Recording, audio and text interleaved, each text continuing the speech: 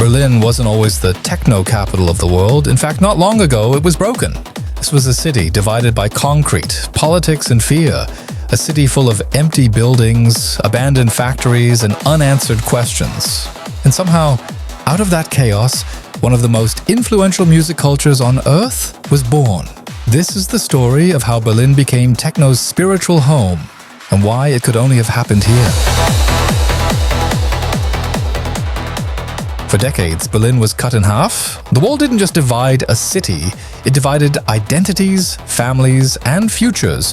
When it finally fell in 1989, Berlin didn't suddenly become whole again, it became something stranger.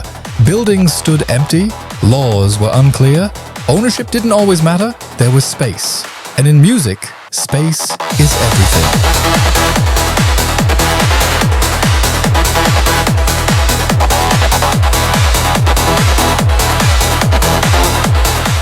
Techno didn't arrive in Berlin polished or planned. It arrived illegally. Young people occupied unused buildings. Basements became dance floors. Power came from generators. Sound systems were built by hand. There were no headliners, no VIP sections, no dress codes, just bodies, bass, and freedom. Techno wasn't entertainment, it was release.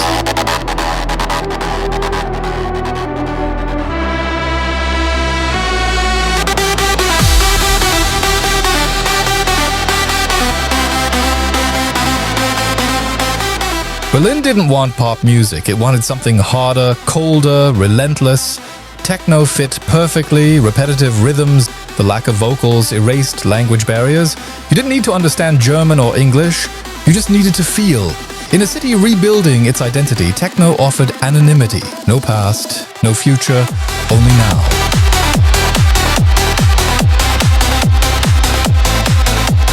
Berlin clubs didn't follow the rules of nightlife. They followed the rules of the night. People danced for hours, sometimes days. Time disappeared. It didn't matter who you were outside. Inside, everyone was equal. No cameras, no posing, no pretending. Just sweat, sound, and surrender. And that philosophy spread. Word spread quietly at first, then globally. Artists, DJs, and outsiders arrived from everywhere, not chasing fame, chasing feeling.